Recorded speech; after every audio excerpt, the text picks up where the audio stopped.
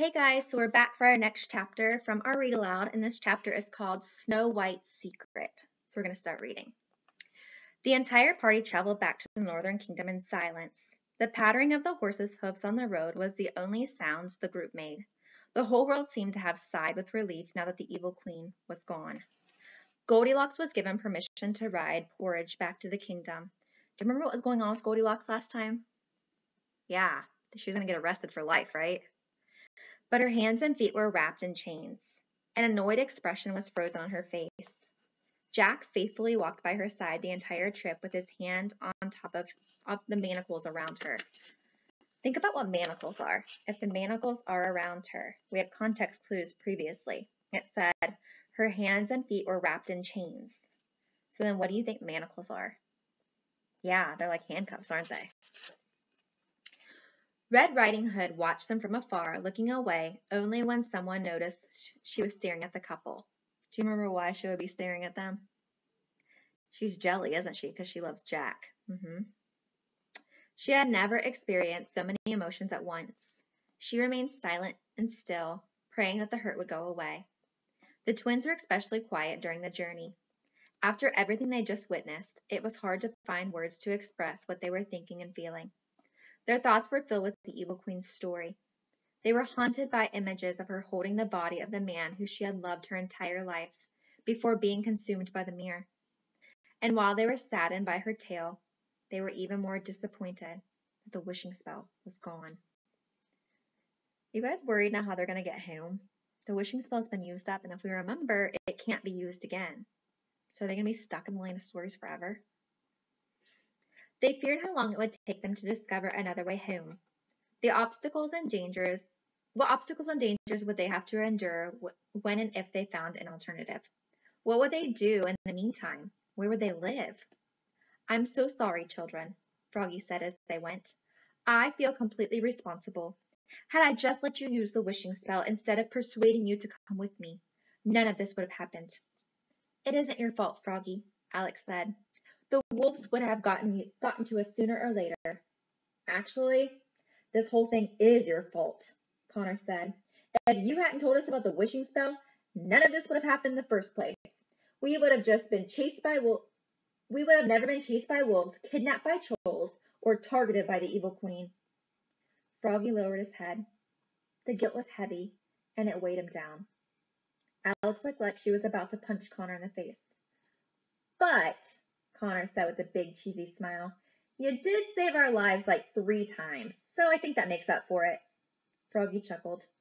You are more than welcome to live with me, he said. I'll help you find another way home, I promise. The twins nodded and smiled at him. It was comforting to know that they had a place to live, even if it was just a hole in the ground.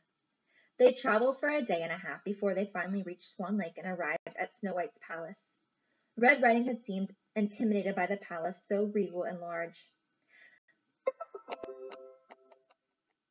don't know why it's beeping at me. My castle is going to look just like this when it's finished, she told everyone around her, but no one seemed interested. The soldiers immediately took hold of Goldilocks and escorted her to the dungeon. Wait a minute! You can't throw her into captivity without a trial, Jack said. For her sake, I hope she never gets a trial, a soldier said. Go home, Jack, Goldilocks said. With good behavior, they should let me out in a few decades. Do you guys remember how long a decade is? Remember, dec or deca means good, 10. So how long is she going to be in there? At least 10 years. Jack followed them anyway, protesting the entire time. But even he knew there was nothing he could do. Come with me, Sir Grant said to the twins. We'll find the queen. The twins, Red and Froggy, followed the soldiers into the palace. They went up the staircase to the 3rd floor, down the hall to the door of what must have been the real entrance into the storage chamber. Grant knocked on the door. Your Majesty, it's Sir Grant. Are you in there? He said. Yes, please come in, Snow White said from inside. They all followed Sir Grant inside. The room looked completely different. All the furniture had been uncovered, and the paintings had been placed on the walls. It looked like an actual room again. What are you two doing here? Snow White asked. She was putting the portrait of the huntsman back on the wall.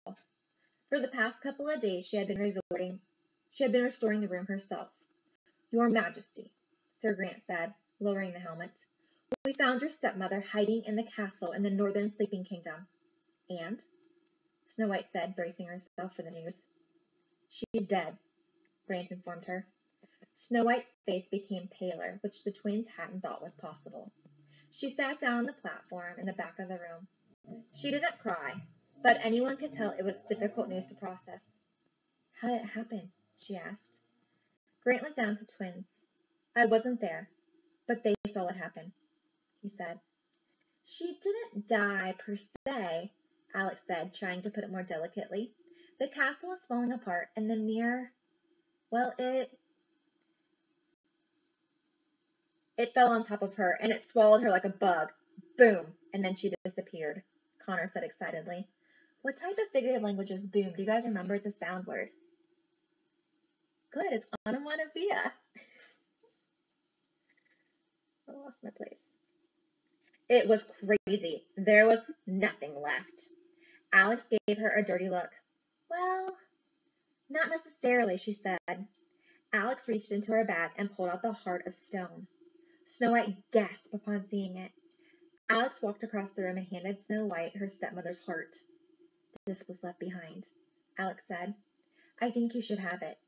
Snow White looked down at the stone, and tears spilled out of her eyes. Sir Grant, I like to be alone with the children, Snow White said. Please arrange rooms for the others if they would like to stay, she said, nodding to Red and Froggy.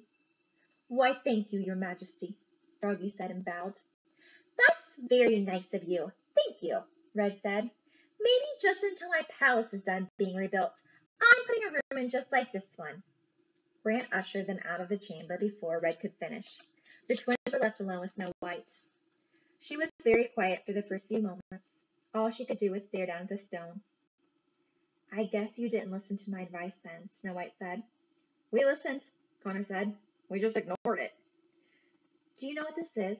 Snow White asked them, holding up the heart of stone. Yes, Alex told her. It's her heart. She told us about it and about her life before she was, well, the evil queen. It was one heck of a story, too, Connor said. Did you know the guy in the magic mirror was actually her long-lost boyfriend? Yes, I did know, Snow White said.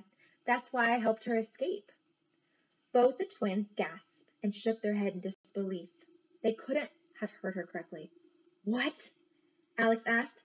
You helped her escape? No way, Connor said. Yes, Snow White said.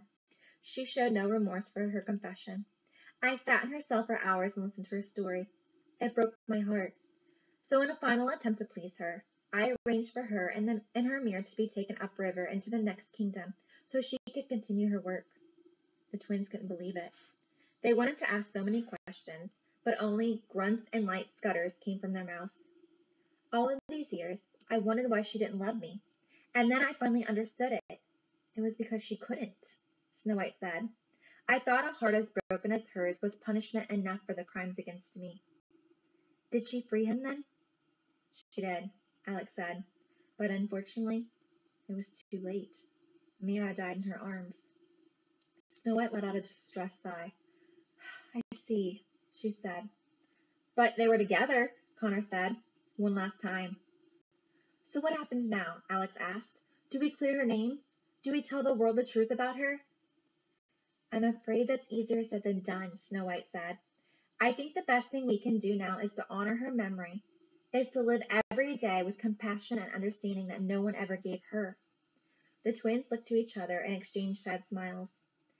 I think what I've learned from all of this is that villains are mostly just people villainized by circumstance, Alex said. Snow White nodded, sincerely looking down at the heart. I agree, Snow White said. That's the tragic lesson we can all learn from the evil queen. Now it's showing us a picture of an apple. Do you guys remember what that means? Yeah, we're either doing a time jump or a setting change, right? The dungeon was a miserable place, as Goldilocks was learning firsthand. Her cell was small and damp. The smell was horrible, and the light was scarce.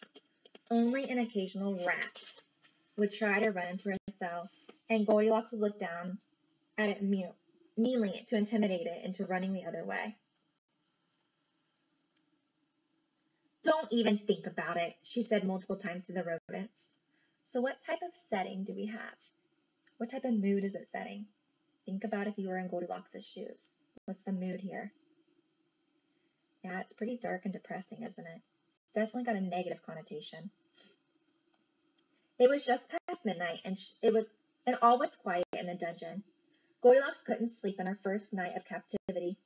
She knew this day had been bound to come, but she had sat on the hard floor. She couldn't help but feel cheated that it had come so soon.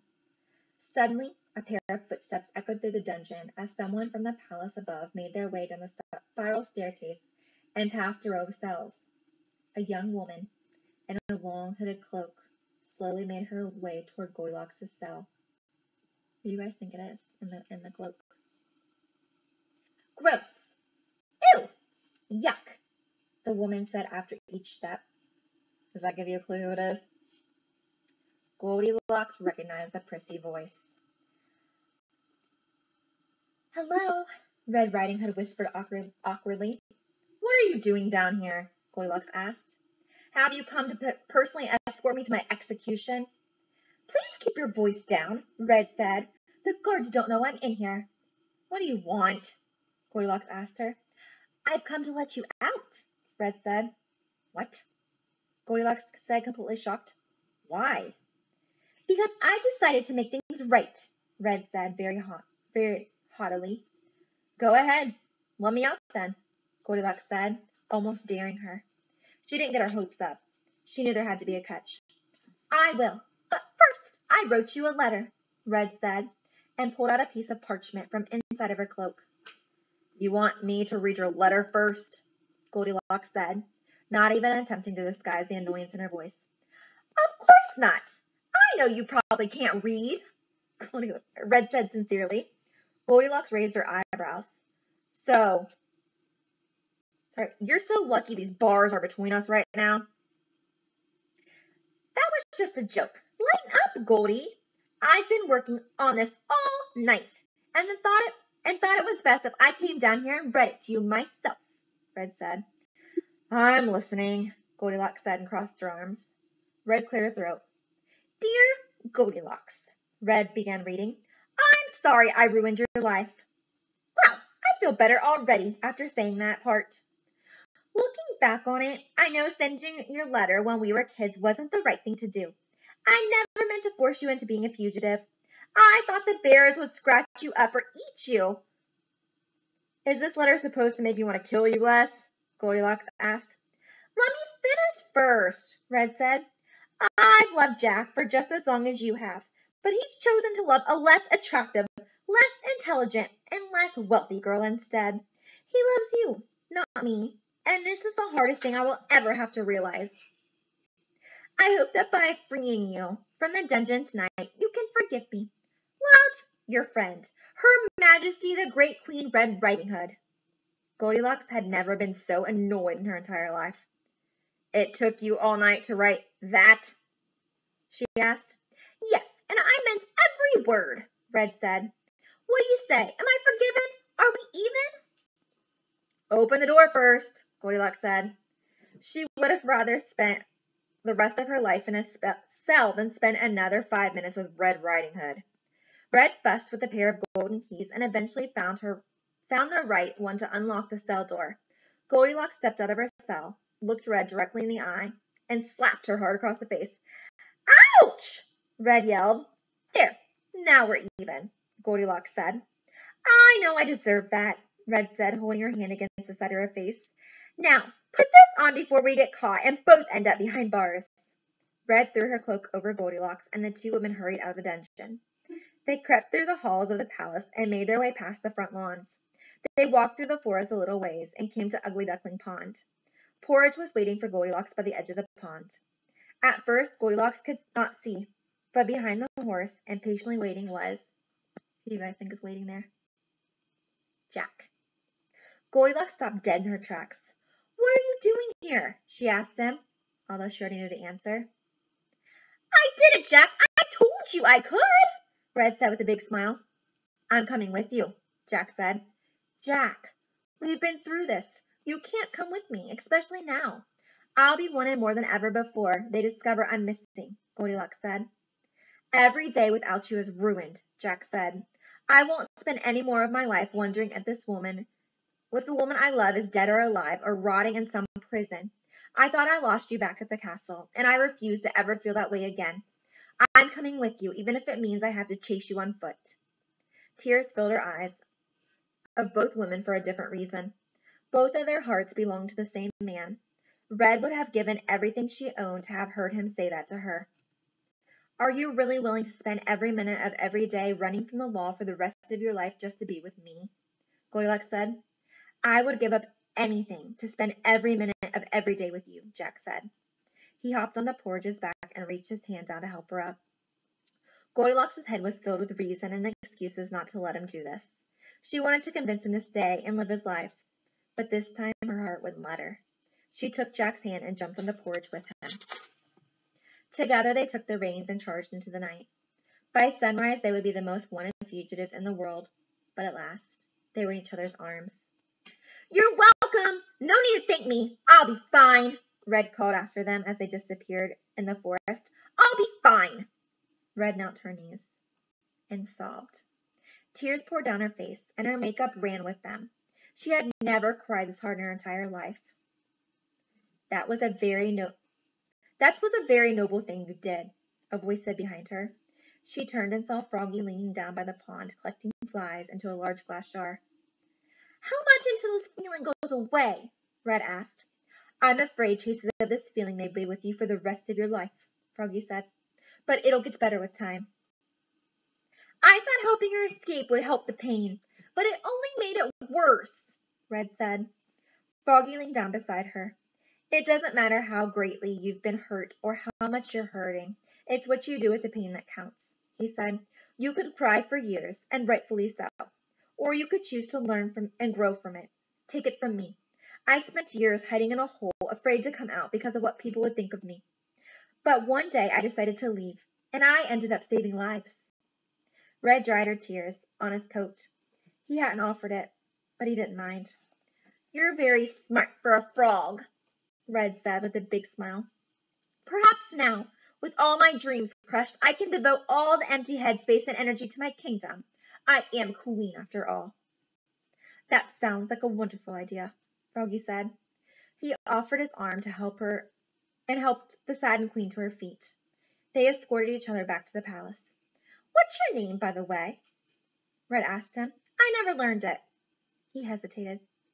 Froggy, he said. Just call me Froggy. And that's the end. That chapter was pretty short, wasn't it? The next chapter is called The Royal Invitation. I believe we only have 2 left until we finish the book.